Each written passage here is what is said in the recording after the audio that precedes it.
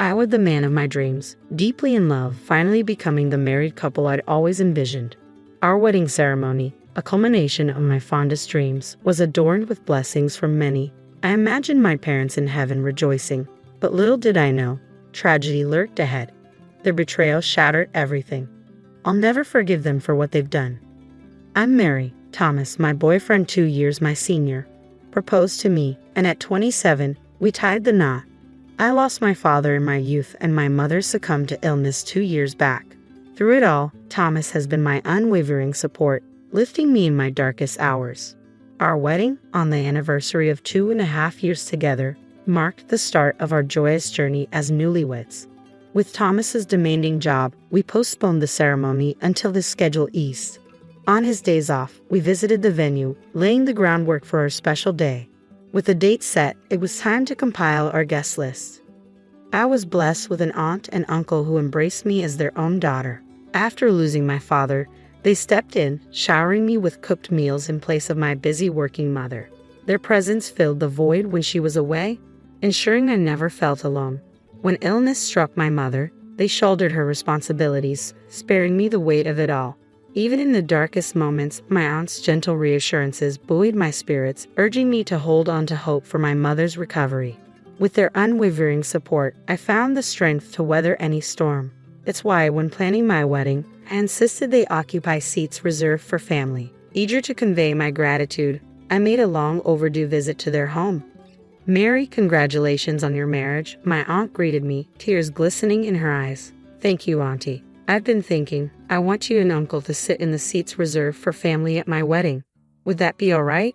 "Of course," she replied, her voice filled with warmth as she reached for a large box. "Mary, why don't you open this?" Curious, I obliged, lifting the lid to reveal a stunning white wedding dress nestled inside. Crafted from exquisite silk, it exuded elegance with a touch of charm. Delicate lace adorned the neckline, while intricate flower embroideries danced along the hem, lending it an undeniable allure. Smaller in size, it was evident this dress was tailored just for me. Instantly enamored, I gasped in delight. "Why this dress?" I inquired. "Well, your mother, my sister, she made it," my aunt explained softly. "What? Mom made this?" I exclaimed, disbelief coloring my voice. "Yes. Despite her illness, she poured her heart into every stitch, envisioning this day for you. She asked me to give it to you if ever you married. This dress embodies all the love she held in her final days. Mary, you must wear it at your wedding. It would mean the world to her," my aunt said, her eyes shimmering with tears and affectionate pride. Touched by her gesture, tears welled up in my eyes. "Thank you, Auntie. Holding on to this means everything to me. I'll cherish it, I promise," clutching my mother's handcrafted wedding dress tightly, my heart brimming with happiness. Upon returning home, I reverently hung the dress on my bedroom wall, its presence a comforting reminder of my mother's love. Determined to honor her at my wedding, I envisioned the day with renewed determination. But fate had other plans. Disaster struck one evening when I returned home from work to find the dress missing from its rightful place on my wall. Shocked and bewildered, I frantically searched the room, my heart sinking as reality set in. How could this happen? It was right here, I whispered, the weight of loss settling heavily upon me. In a panic, I reached for my phone to dial the police. Just then, my husband walked through the door. "Mary, what's wrong?" he asked, concern etched on his face as he hurried to my side. "My dress, it's gone. I had it right here," I sobbed, gesturing to the empty space on the wall. "I think someone took it." My distress seemed to startle my husband, and his response caught me off guard. "Oh, is that all?" he remarked casually, prompting me to question him further. "What do you mean, Thomas? Do you know something?" I asked, my voice trembling with uncertainty. His revelation left me stunned. "Well, yes. My sister mentioned she needed a dress for her upcoming wedding and wanted to borrow yours," he confessed. "What?" I gasped incredulously, realizing he had lent my precious wedding dress without consulting me. It dawned on me then that she had used the spare key from our mailbox to retrieve it. He handed my dress over to his sister without consulting me. I was beyond disbelief, my anger boiling over as I confronted him. "How could you do this?" I demanded, my voice trembling with fury. His nonchalant response only fueled my frustration. "Our wedding is still months away, so what's the harm?" he reasoned, as if it were inconsequential. And my sister was ecstatic. She's tight on funds and saw it as a saving grace. Saving grace? I never authorized any of this. I shot back, seething at his lack of consideration. That dress was a labor of love from my mother, made specifically for me. Did you forget, Thomas? It's tailored to perfection. How could you lend it out without my consent? His attempt to pacify me only infuriated me further. Relax, it's not like it's a one-time use item. You'll still get to wear it. So what's the problem? He insisted. The problem? It's crystal clear. Why should your sister wear my dress before I do? It's just plain wrong, no matter how you spin it. Despite my efforts to convey my frustration, my husband remained obstinate, refusing to apologize or acknowledge his error. His dismissive attitude only fueled my anger further. Mary, you're overreacting. You need to stop acting like a spoiled child, he retorted, his words a stinging rebuke. Spoiled? How can you say that? This dress holds sentimental value. It was made by my mother for me. It's nonsensical for your sister to wear it before me, I countered, exasperated by his callousness. His indifference pushed me to my breaking point. I'm going to your parents' house tomorrow to retrieve the dress, I declared firmly. Tomorrow? But that's when my sister's fiancé and his parents are visiting, he interjected. Your parents' house, and you think I should just sit back and let them decide? I snapped, incredulous. Let me be clear. Regardless of anyone's opinion, I refuse to allow your sister to wear that dress. The following day, I took a break from work to confront my sister-in-law. Upon reaching my in-laws' home, the lively chatter from within greeted me as I approached the open front door. Stealthily entering, I overheard unfamiliar voices engaged in conversation. You made this dress yourself? That's incredible, Cynthia. A man's voice praised, referring to my sister-in-law. Cynthia, basking in the admiration, modestly deflected the compliment. Oh, it was nothing, she downplayed, proudly showcasing my mother's meticulously crafted wedding dress to her fiancé and his parents. A surge of emotions welled up within me as I listened, my heart heavy with indignation. Claim of creating her dream dress struck a nerve. That dress was a symbol of my mother's love, crafted expressly for me. Without realizing it, I found myself drawn towards them, propelled by a mix of anger and hurt.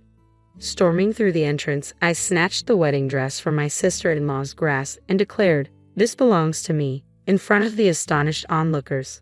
All eyes turned towards me, except for my sister-in-law, who paled at my assertiveness. Cynthia, is this true? Her fiancé questioned, prompting her to offer a feeble defense. No, it's not what you think. I really did make it myself. Realizing the futile nature of the conversation, I turned my attention back to Cynthia. Why don't you try it on then? My mother tailored it to fit me perfectly. It won't suit you. It was evident that the dress, designed for my petite stature, wouldn't flatter her taller, more athletic frame. What's going on? My husband's voice cut through the tension, finally making an appearance. My sister must have called him. He fumed, his face flushed with anger. Mary, what on earth are you doing? Are you trying to sabotage my sister's wedding? Sabotage. If anything, it's my wedding that's in jeopardy. I shot back at my husband, bracing myself for another outburst. Just stop. We called off our wedding, so hand over that dress to my sister. What? Called off? I stammered in disbelief. That's correct. We called it off, he asserted firmly. My sister mentioned she's tight on funds, so we decided to gift her the $50,000 we saved for our wedding. And since we're not getting married anymore, we don't need that dress, do we? You lent out my dress without asking, canceled our wedding, and gave away the $50,000 we saved. Have you lost your mind? The realization hit me like a ton of bricks. Our marriage held little importance to him. With a heavy heart, I fell silent, feeling my love for my husband wane. Canceling the wedding was one thing, but I wanted to cherish this dress forever. And now, because of these thoughtless actions, just then, my sister-in-law's fiancé rose to his feet, his voice heavy with resignation. I guess that settles it. What? Everyone was stunned. Wait, you can't be serious. You're calling off our engagement. Why? In response to my sister-in-law's plea, her fiancé fixed her with a steely glare. Why? It's plain as day. I can't marry someone who's capable of such deceit without a second thought. It's out of the question. Even his parents mirrored his sentiments, their quiet anger evident. Well, that settles that. No more talk of marriage, my fiancé declared, ready to leave with his parents. But just as they were about to depart, My sister-in-law burst in, frantic and desperate. Hold on a minute. It's ridiculous to call off the engagement over something like this, isn't it? Mom, Dad, you don't agree, do you? Despite her impassioned pleas to her parents, it was too late. Why are you glaring at me, Mom, Dad? My sister-in-law's plea fell on deaf ears as her father erupted with force. Get out, you disgrace. His words struck like a blow, reducing my typically resilient sister-in-law to tears. How could you be so heartless? This is too much, she sobbed. Stop crying. I don't recognize you anymore. Her father rebuked, his voice filled with disappointment. I can't accept someone who shows such disregard for others' feelings as my daughter, her mother added sternly. Witnessing his sister's distress, my husband stepped forward to intervene. Mom, Dad, please calm down. There's no need to blame Cynthia like this. And you, Thomas, how dare you overlook Mary's feelings? Leave this house with Cynthia, his father added, his tone unwavering. You foolish son, his father's words rang out, stunning my husband into silence, his expression one of disbelief. Then, to my surprise, my mother-in-law approached me, bowing her head in apology. I'm deeply sorry, Mary. We were misled to believe that the dress was handmade by our daughter. No, it's all right, but I can't continue living with Thomas, I responded, my heart heavy with resolve. That's understandable. Our daughter is at fault here. You should move forward with your life without any concerns, she assured me. Her words struck a chord within me. Despite the turmoil, I couldn't shake the guilt of parting ways with my in-laws who had always treated me with kindness. Nonetheless, staying with Thomas was no longer an option. Mary, I'm sorry. Truly, I am. We'll make things right. Have a proper wedding. Please don't mention divorce, my husband pleaded, his tone shifting dramatically after his parents disowned him. But I couldn't fathom reconciling with a man devoid of spine. I'm forging my own path now. I can find happiness without you. His plea fell on deaf ears as I stood firm in my decision. Witnessing my resolve, my husband sank to his knees in defeat. After bidding my in-laws a heartfelt farewell, I left their home, packing my belongings and seeking refuge at my aunt's house. Though initially surprised, she respected my decision and welcomed me with open arms. My aunt skillfully repaired the torn dress, restoring its former glory. With my mother's dress refurbished, I sought alimony from my ex-husband, and we finalized our divorce. Unbeknownst to me, he had been diverting our wedding funds to my sister-in-law, which resulted in a slightly higher settlement for me. Both my husband and sister-in-law faced the consequences of their actions and were disowned by their parents, now residing together in our former home. Meanwhile, my sister-in-law, who had planned to be a homemaker, found herself jobless after quitting her job. Now, my ex-husband bore the sole responsibility of supporting them both.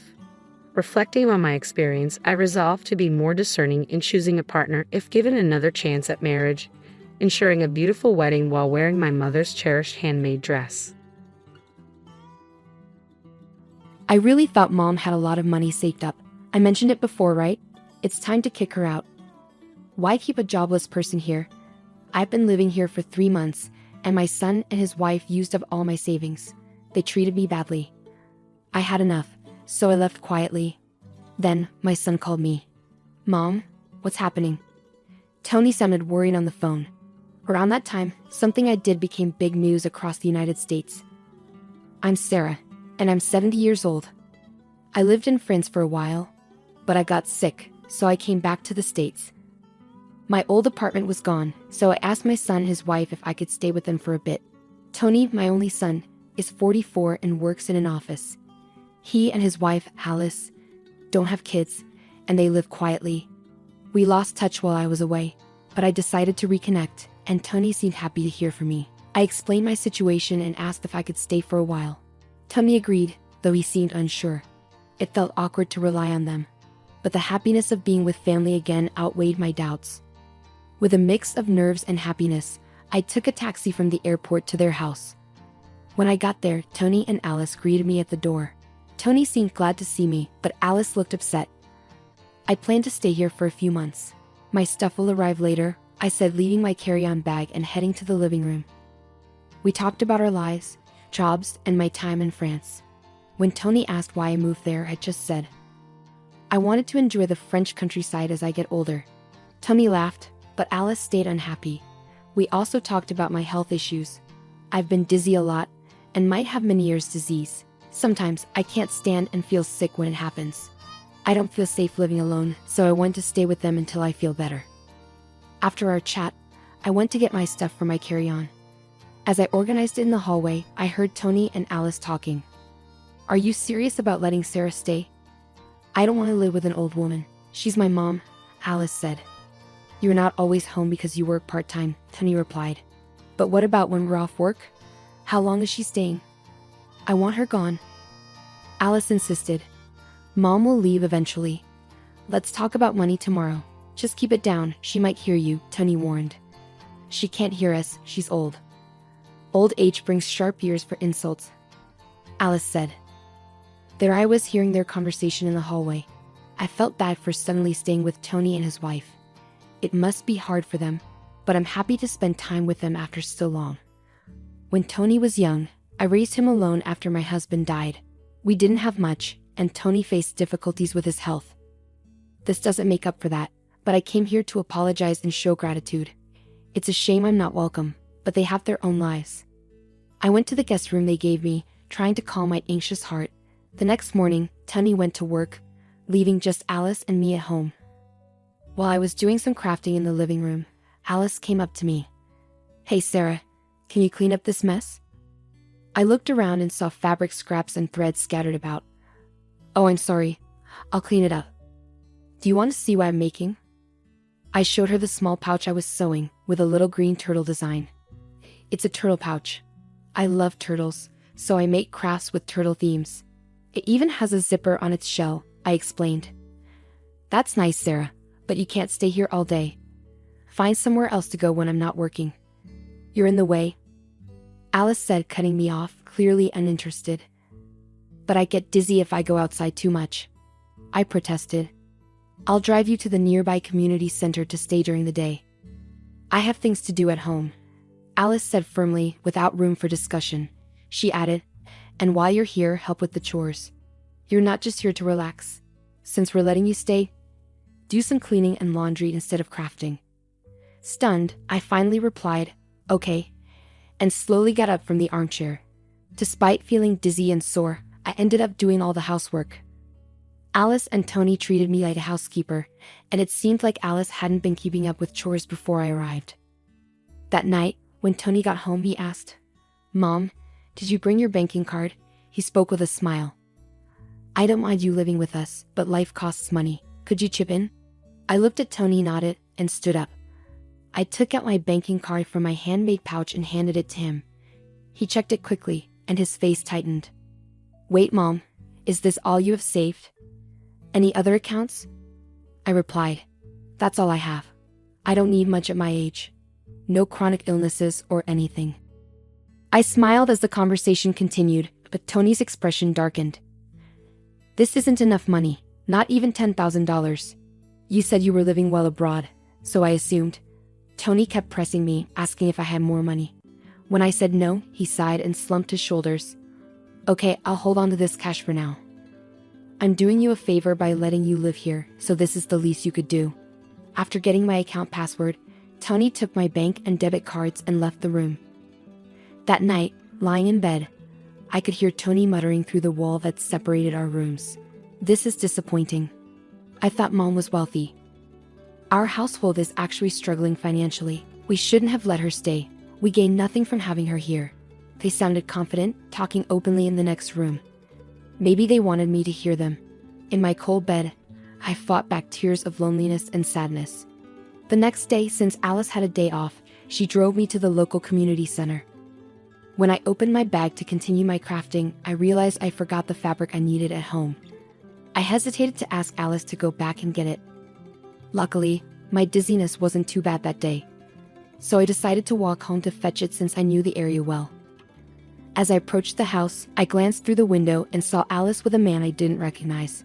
They seemed very close, and I hesitated outside for a moment before deciding not to interrupt them. It dawned on me that maybe they wanted me out so I wouldn't interfere with whatever was going on between them. Back at the community center, thoughts of Alice and the man kept swirling in my mind, so I decided to call someone for advice. From then on, I avoided bringing up the situation and continued interacting with Tony and his wife as usual.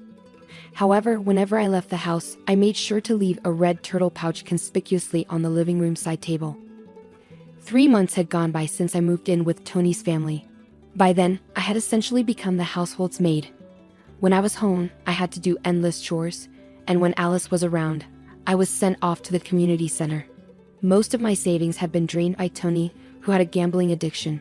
He spent most of his free time on lotteries and slots, likely stemming from financial hardships he faced as a child. At first, I tried to talk to him about it, but it always ended in anger. After enduring 3 months of hardship, I reached my breaking point. One night before a long weekend, I decided to address something I've been pondering. Tony, Alice, I want to thank you for letting me stay with you. Tony, I know I caused difficulties for you when you were young due to our financial situation. I apologize for any trouble I've caused, but I'm grateful. I presented a homemade turtle pouch from the table. It was green with a zipper on the shell. This is a token of my appreciation to both of you. I hope you'll accept it. To my surprise, neither Tony nor Alice showed any interest in my handmade gift. Mom, enough of that. Can't we access some funds from your French account or something? Tony suggested. I already told you there's no more money. Look, I put a lot of effort into making this. Can't you accept it as a gesture of love? Remember how happy you used to be when I filled the shell with candy and a bit of pocket money? Tony's irritation grew. I'm not a child anymore. I don't find joy in receiving something like this, Sarah. How much longer do you plan to depend on us? Frankly, it's irritating. Tony and his wife exchanged a cold look, appearing desperate. I asked Tony, do you remember Joe? He helped us out in that old apartment we lived in. What? I don't remember. Stop bringing up old stories, Tony replied sharply. A heavy silence settled between us as I held onto the turtle pouch tightly, feeling the paper inside. The next day, Tony and his wife went on vacation, leaving me behind. After our conversation the previous night, I had already planned to leave the house. I quickly packed my bags with the arranged carrier and sent them off to my home in France. I made sure to include the red turtle pouch in my carry-on bag. Leaving a brief note of gratitude and farewell on the table, I walked out of the house where I had stayed for 3 months. After leaving the house, I didn't immediately return home. Instead, I stayed in a hotel in the US for a while. I had matters to attend to, and I figured Tony and his wife would reach out to me eventually. True to my expectations, about 2 weeks later, Tony called. Mom, what's the deal with the turtle pouch? It's yours, right? Tony's voice sounded frantic over the phone. Oh, you noticed? I replied calmly. I wasn't surprised when I saw the news on TV about the turtle-shaped pouch. Inside it was a check for $1 million. It was my way of expressing gratitude for all they'd done and apologizing for any trouble I caused them when Tony was young. Some might think it shallow to make amends with money, but I had dreamed of this day for over 40 years, saving up bit by bit. Before meeting Tony after so long, I did some research and discovered he was in debt. He had tried to clear his gambling debts by gambling more, only to sink deeper. Despite having a steady job, he couldn't break free from the cycle. I simply wanted him to pay off his debts and find peace. However, they refused my gesture, forgetting the kindness they had once shown my family. So I decided to split the $1 million check into smaller amounts and donate it to charities and welfare organizations across America. I placed the donations in the handmade turtle pouch and sent them anonymously. The turtle pouch became a sensation, making headlines and trending on social media. Alice, isn't that the turtle pouch? Someone commented online. Yeah, looks like it, another remarked. Yes, that's the one. I was planning to give them filled with money too, I replied. I see. Well, he could have just told us. We would have accepted it. If you didn't want my feelings, then you don't need my money either. Tony's voice was angry over the phone. It's my money. How dare you deceive me? Give it back, he demanded.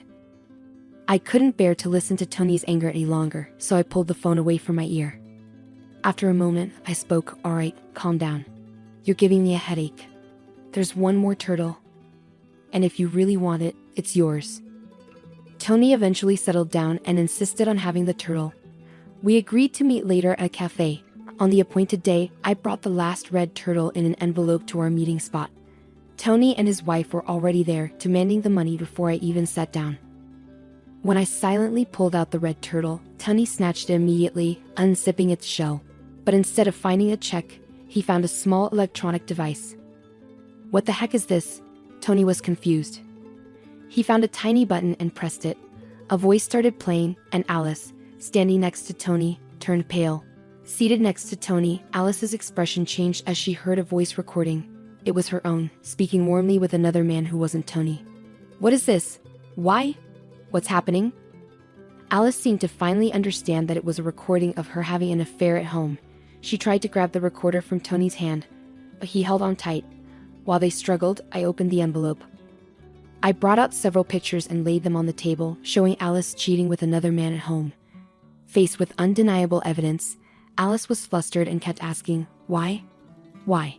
Tony picked up the photos one by one, studying them closely. Something didn't feel right since I arrived at your house. A friend suggested I hire someone to find out, and even offered to cover the costs. Why would you do this? What's wrong with you? Alice's voice trembled. Well, you're my son's wife. It's heartbreaking to think family would deceive each other. Maybe you'll understand when you're older. Fate brought me here to uncover your infidelity, Alice. Have you been lying to me this whole time? Tony's disappointment was evident in his voice. Tony, when did this start? You have secrets too. If you're saying she cheated, you need to admit your mistakes, Alice argued. I never cheated, but what about the money you owe? Tony went quiet, and Alice took her turn to speak. What about you spending all your money on gambling? I only use the money I earn, and you have a part-time job, so you should have some savings, Alice replied. As I listened to their argument, it was obvious this couple had been holding on somehow until now. Both of you are broke. Tony, you owe $40,000. Alice, you've been giving all your earnings to your other person. I had someone check your finances too, I interrupted. Both Tony and Alice were really surprised, and they started yelling at each other. I was stunned when I found out about the investigation results. This couple was really close to running out of money. Listen, if we get Mom's money, we can pay off the debt. So just give it to us already, Tony insisted. I already gave away all the money. The only thing left is this red turtle statue, I clarified. He spent all my savings on gambling, remember? Tony accused Alice. What? No way. All of it? Alice's eyes widened in shock. In a fit of anger, Tony lunged at me across the table. Other people in the cafe started paying attention, and the staff rushed over. The $1 million was supposed to be mine. It's mine. Give it back, Tony shouted. Soon, the police had to be called to calm Tony down. After they talked to him, they kindly escorted me back to my hotel because I was worried about Tony's aggressive behavior. A week later, Tony and Alice's relationship had fallen apart completely because of the affair and money problems. They got divorced. Tony, now single, got even more caught up in gambling and debt. He was caught trying to steal money from his job and was fired. To make things worse, his angry outburst in the cafe was recorded and shared on social media, making it hard for him to find another job. Unable to face the embarrassment, Tony cut off all contact and disappeared. After the divorce, Alice didn't have anyone to depend on, so she moved into an old public housing unit and lived alone.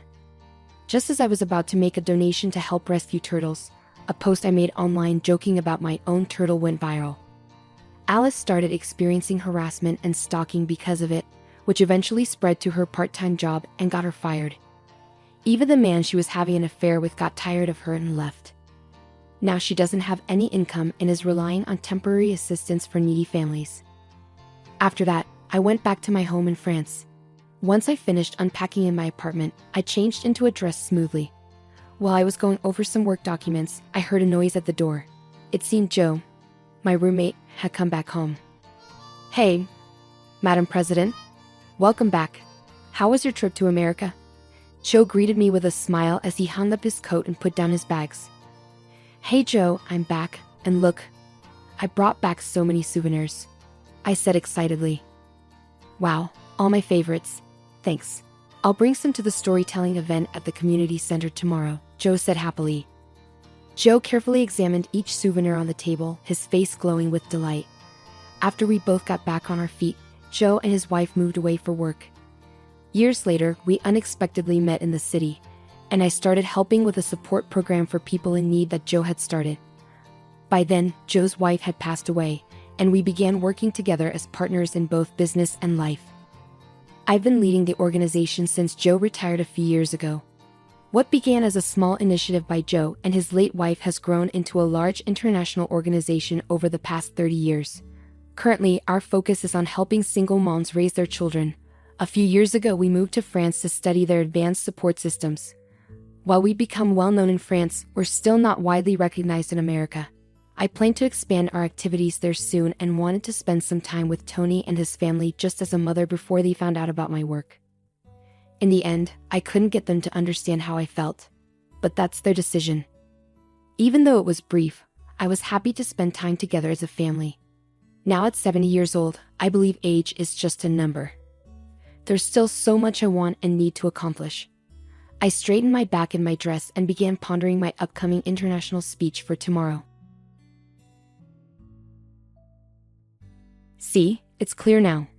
All the money goes to your brother, as stated in the will. No need to doubt it, said the person in charge of the will. What? Are we really allowed to take all this money? My husband asked, looking at me and my happy sister-in-law. The will says that my brother gets the whole $100 million inheritance from our father. I feel really sad reading it. Does this mean I've lost everything and have to stay with this terrible man forever? But then, my brother says one thing that changes everything. My name is Catherine. I'm 55 years old, and I'm a housewife. My husband's name is Robert, and we've been together without any children. Robert is what you might call a typical male chauvinist. Ever since we got married, he's been in charge, and I haven't been able to speak up or share my opinions. Robert is 10 years older than me. He doesn't treat me with any respect. I feel like I'm his servant, always doing household chores. And if I do something he doesn't like, he's quick to criticize me. He even blames me for us not having children, which makes me cry almost every day. I've thought about divorcing him, but I don't want to worry my family, and I don't have the money to support myself. So I've been enduring his mistreatment and trying to stay strong despite his hurtful words. The only person who gave me any emotional support was my father. My father used to be a successful businessman. He built a company from nothing and turned it into a big company. Even though he worked a lot, he cared for my brother and me in his own way. But after my mother died in a car accident shortly after I got married, my father threw himself into work even more, maybe to distract himself from the loneliness. It was clear that my father's excessive work had taken a toll on him. He had a stroke and had to go to the hospital. Thankfully, his life wasn't in danger, but he was paralyzed on his left side. This was the cost of pushing himself too hard for so long. I managed to convince him to retire. I was worried about him being alone, so I convinced my husband, and we moved in with my father. Once he stopped working, my father seemed to age quickly. He started showing signs of dementia and soon became bedridden and needed constant care. Taking care of my father on top of everything else was overwhelming. I had to handle the housework, look after my husband, and now take care of my father, who had dementia. Sometimes he would be quiet, but other times he would yell and move around a lot, especially at night, or he would wander off. I was always tired from lack of sleep, stress, and the constant work. But sometimes my father would have moments of clarity, and we could talk peacefully like we used to. He would often thank me and sadly smile, saying, "I want to leave you with as much as I can."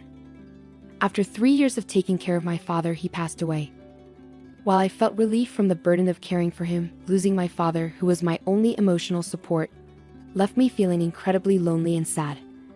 My only hope now was my father's inheritance. The inheritance amounted to $100 million, which would be split evenly between my brother and me, making it $50 million for each of us. With that much money, I could finally escape from my awful husband. It was my only chance for a better life. A few days later, my husband Robert and our eldest son's wife Naomi called me to discuss the inheritance. My brother, Naomi's husband, had been working overseas for a while. He came back for the funeral but had just left again yesterday, so Naomi was there in his place. "We found your dad's will in the back of a drawer. Luckily, it wasn't sealed. So let's take a look at it right away," Naomi said. "A will? I didn't know there was one. I was taking care of my father every day, but I never saw him writing a will. It bothered me that my husband, who didn't care much for my father, knew about it." I felt uneasy and had a bad feeling, Catherine thought. "Let's read it," Robert suggested. "All of my assets will be inherited by my eldest son Ken. dated April 1st, John Smith. Naomi read aloud. That's it? Catherine couldn't believe what she was hearing. She always thought her father's estate would be split equally between her and her brother. It was hard to believe that all of her father's $100 million estate would go only to her brother. Well, hold on a second. That doesn't make sense. Why would it be like that? Catherine questioned. My husband handed me the will and urged me to look at myself as I started to panic. Sure enough, it was written in the will, with my father's signature. I immediately suspected that the will might be fake. My father had always been fair to both my brother and me, and he wouldn't have favored just one of us. But could my kind and honest brother really keep all the inheritance for himself? As I pondered this, my brother's wife burst into laughter. Wow, we get to keep all of his money. It feels a bit wrong, but if that's what he wanted, we have to respect it, right? She said. I couldn't accept this at all. As I held the will silently, both my husband and my brother's wife glared at me. Hey, are you doubting this? If so, you can bring in a handwriting expert or something. Just because it's inconvenient for you doesn't mean you can start doubting it. You really have a bad attitude, my husband scolded. I'll do that, Catherine murmured quietly, deciding to have the will checked by an expert. To my surprise, the results showed that the will was undoubtedly written by my father himself. I was disappointed and fell into despair, thinking about the past. I had spent my life taking care of my husband and my father, enduring my husband's anger and hurtful words. It was painful, but the time I spent with my father was happy. I believe he cared for me too. The thought that my beloved father didn't care about me was more shocking and unbearable than not receiving the inheritance. I might have to leave this familiar house and land because they are part of my father's estate. My hope of divorcing my husband also seemed impossible now. When I told my husband about the appraisal result of the will at home over the weekend, he sneered at me with a self-righteous face. That settles it. All the inheritance goes to your brother. Don't go meddling in things anymore. The will was real. Always doubting, you worthless wife, he said, leaving the house after saying those words. Lately, my husband has been spending a lot of time away from home. He comes home from work very late, and he's often not home on weekends like this. I found it suspicious, but I tried to avoid seeing my husband as much as possible. Surprisingly, I felt relieved. Despite my husband's objections, I wanted to talk to my brother directly about the inheritance. Even though he worked overseas and was always busy, he was a kind and dependable person. I made sure beforehand that he wasn't too busy, then I gave him a call. After exchanging some brief greetings, my brother once again apologized for leaving the care of our father entirely to me and thanked me for handling the funeral and various procedures. Don't worry about it. By the way, Robert, about Dad's inheritance, was it always decided that you would be the sole heir? I tried to ask casually. It was hard to bear the thought that maybe I wasn't loved by my father, but I wanted to discuss it properly. Huh? What do you mean? All of the inheritance goes to me, my brother sounded surprised. I thought Naomi had told him, but it seems he was hearing about it for the first time, but the will was genuine, so the result wouldn't change. I explained the situation to my brother. I see. So the handwriting on the will is definitely Dad's, and that's all it said, huh? Got it. I'll need some time to think this through. I'll get back to you. I'll also make sure Naomi doesn't do anything until I've made a decision, my brother said before ending the call. I waited patiently for my brother's next move, feeling both intrigued and hopeful. A few days later, my brother contacted me again. He suggested that I look into Naomi's suspicious activities by hiring a private investigator. He also advised me to claim my rightful share from him. This legitimate share is the minimum amount of inheritance guaranteed to a family member, based on their position in the family. In my case, I could claim a portion from my father's $25 million inheritance. Even though the will said all the inheritance should go to my brother, this legal provision would still entitle me to inherit $25 million. However, my husband and my brother's wife were not happy with my decision. The decision has already been made. Don't mess it up now, they protested. But there was more to my brother's advice. I'm not asking for the $25 million. All I want is this house filled with memories of our father and the land. The total estate is worth $100 million, but the real estate property is only worth $10 million. I'll give up all the rest of the inheritance to my brother. Still, the two of them continued to argue. If this continues to escalate, my brother has instructed me to hire a lawyer to join the discussion. If it comes to that, I'm sure I'll inherit $25 million exactly, I asserted confidently. My husband and Naomi fell silent. Eventually, it seemed like they realized it was more beneficial to settle for the $10 million worth of real estate. We finally reached an agreement on how to divide the inheritance. A few days later, I received the results of an investigation I had requested about Naomi from a private investigator. I immediately contacted my brother. After many ups and downs, we successfully completed the process of inheriting our father's estate. My brother Ken rushed from abroad to help during the process. I inherited the family home and land, valued at $10 million. My brother inherited the rest of the estate, which amounted to $90 million. Naomi and my husband seemed pleased with how things were going as they had hoped. After finishing the inheritance process, the four of us left the law office and went back to our father's house. While enjoying a cup of tea in the living room, my brother spoke up, placing his smartphone on the table. "Great job, everyone. Now that we successfully inherited Dad's estate, there's something I want to discuss," he said with a smile. With that, he took out a document from his pocket and laid it out on the table. The expressions on my husband's and Naomi's faces turned pale as they read the contents. The document was titled, "It's a Will." At the end of it, there was my father's signature and stamp, dating back about 5 years ago. "This is a will that Dad gave to me when he was still working. It was made with 2 witnesses at a notary office, so it's legally valid," my brother explained. He continued, saying that our father had prepared it before he had a stroke.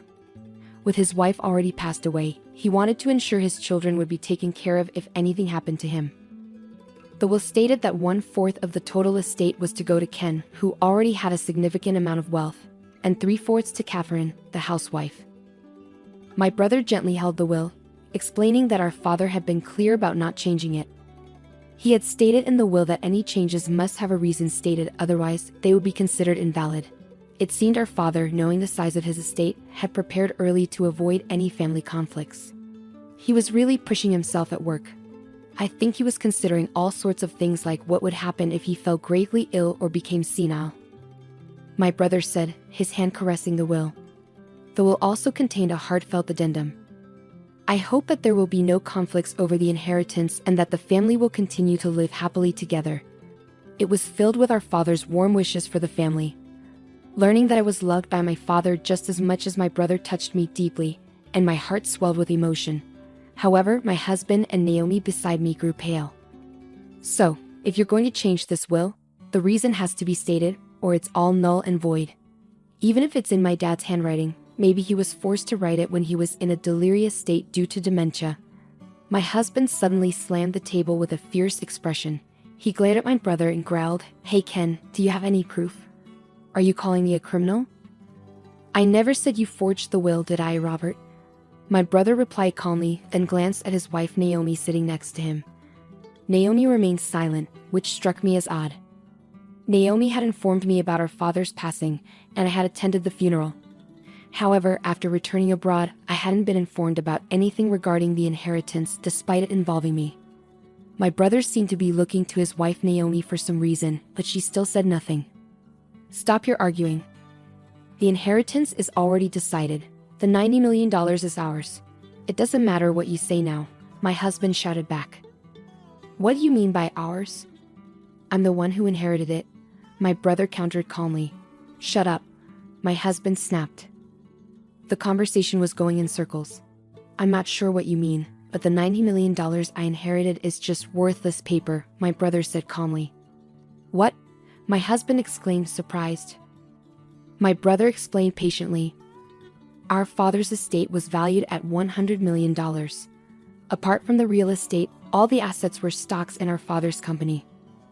When our father was in charge, the company was doing well, and the stocks were valuable. But after he stepped down, the company started losing money, and it looked like it might go bankrupt. In the 3 years before he died, the stocks that were once worth over $90 million became practically worthless." But that can't be true, can it?" my husband stammered. "It's the truth. I inherited knowing that. I plan on restructuring my father's company, and since it didn't involve you, I didn't tell you," my brother explained. My husband seemed shaken and muttered to himself. He couldn't seem to accept the reality of the situation. That's when Naomi finally spoke up for the first time. Hold on, wait a minute. What are you saying? Are you saying I inherited worthless stocks while Catherine got $10 million? That's not fair, Naomi exclaimed loudly. Beside Naomi's outburst, my brother sighed.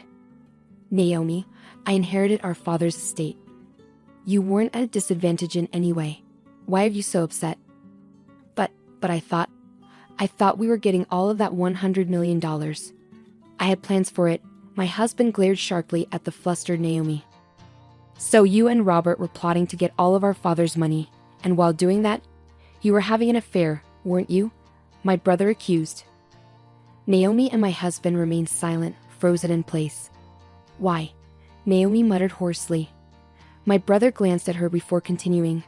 After our phone call, I started suspecting Naomi. Why didn't she talk to me about the inheritance? Why had her interactions with me been so brief lately, and why had she started ignoring my calls? I thought something was fishy, and when I saw her pictures on social media, I knew she was cheating on me. And soon, I'll be getting a lot of money. I'll be living like a famous person. I've been discussing with my girlfriend how we'll spend it. She said we'll have a blast when we get the money. I'm thrilled. But Naomi, I don't recall talking about this with you. I wonder who this girlfriend is. No, wait. You're misunderstanding, Naomi interrupted. Ignoring his confused wife, my brother brought out a bait envelope. He took some photos out and placed them next to the will. They showed Naomi and Robert going into a hotel together, looking very close. It was obvious they were in a tight relationship. I've been overseas, you know. I hired a private investigator to look into things because I was curious about your girlfriend, my brother said, showing the solid proof. Naomi started trembling. Looking at Naomi's affair partner, my husband, I noticed he was furious, completely red-faced, which was quite different from the pale Naomi. Curse you, poking around like some creep. What's all this nonsense about your silly will in these photos? It's absurd. My husband exploded. Stop. Suddenly, Naomi raised her voice. She approached my brother with a fake charm, like a bad actor. Hey, you're mistaken. It's all a mix-up. It's all Robert's fault. He convinced me that if I went along with him, I'd get all of your dad's money. Hey, wouldn't you want to get $100 million? I thought it was for your own good. My husband, who felt deeply hurt, stared at Naomi in shock. This photo, we were just fooling around. You were always away, and I felt lonely. But you're also to blame, right? Please forgive me. The $90 million is off the table now. Let's take the $10 million from Catherine's property. Did you fake the will? I asked. Huh? No way. Robert did it. He said it was simple and had it written by your dad. Look, it's not my fault, Naomi explained. When the truth about the fake will came out, my husband got furious and tried to attack Naomi, but my brother stepped in quickly. You jerks. You've got nothing on me. You'll pay for this in hell. My husband yelled, kicking a chair. While he raged, my brother calmly watched and casually took out his phone. Oh, looks like my phone was recording the whole time since we got home. I forgot to turn it off. My husband went pale and fell silent. By the way, I didn't mention it earlier, but this room has security cameras that record everything.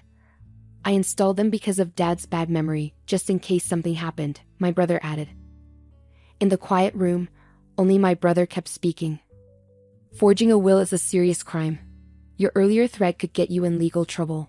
There's a police station nearby, and they'd be here soon if we report it. But since the inheritance matter is settled now, and if you promise not to touch Catherine's things again, maybe we don't need to involve the police. What do you say? While saying this, my brother began using his phone. I might as well send this recording to my computer overseas. After silently watching everything, I pulled a document from my bag and handed it to my husband. Robert, I want a divorce. Wait, hold on. Think about this. I'm sorry. We've been together for so long, haven't we? Who do you think has been providing for you all this time? My husband pleaded. I've had it. No more excuses. Either agree to the divorce or I'm calling the police, I said firmly, gripping my smartphone tightly with a determined expression. Robert slumped his shoulders and nodded. Naomi, it's over between us. You were planning to take the money and be with Ken, weren't you? I heard your conversations with him from a private investigator, I accused. Naomi hung her head, covering her face with her hands. After our divorces, my brother and I went our separate ways. Robert moved out of the house, thinking he had secured a significant inheritance, only to find out it was worthless. Naomi revealed the truth about the forged will, and everything that unfolded in the living room was captured on camera. Robert must have been furious, but he was powerless. The surveillance camera, initially installed for my father's care, also documented evidence of Robert's emotional abuse. Even if I had inherited my father's assets, I planned to use them as evidence in a divorce trial if Robert resisted. When I shared this with my brother, he suggested we utilize the camera too. After the divorce, rumors of Robert's affairs spread at his workplace, leading to him losing his job. His colleagues had seen him frequenting hotels with a woman who wasn't his wife. With his parents gone and now jobless and homeless, Robert vanished. While I had sought a portion of his assets, I wanted nothing more to do with him, especially after inheriting some wealth. Naomi, the woman Robert cheated with, faced the same downfall as him. Despite pleading, "I don't want us to end. Please don't leave me." During the divorce proceedings with my brother Ken, the divorce was finalized when solid evidence was presented during mediation. Naomi had been spending recklessly while Robert was absent, but she was stuck with the bills, leaving her with nothing. Since she hadn't been working and had no home to go back to like Robert, she's now struggling to get by in a rundown public housing project, relying on welfare. Meanwhile, my brother Ken continues to work overseas, but he's selling the house he shared with Naomi and will be moving in with me into our father's house.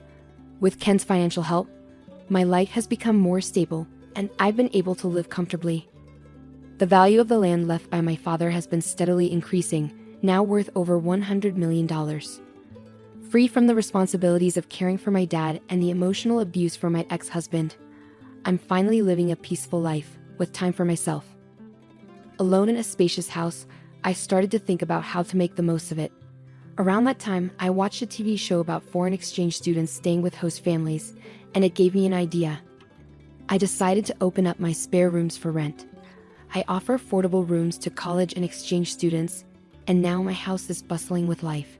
We share meals, play games, and help each other with schoolwork. It feels like we're one big happy family. On days when I have some free time, I enjoy reading books at the local library. Since I don't have kids of my own, and my marriage had drifted apart, I used to worry about being lonely after losing my father. But now, my days are filled with energy and joy.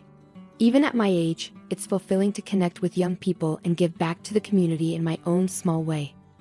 There were times when life seemed too hard to handle, but now I have my brother, my roommates, and the people in my neighborhood to share life with. Every day is filled with contentment and happiness. I'm grateful for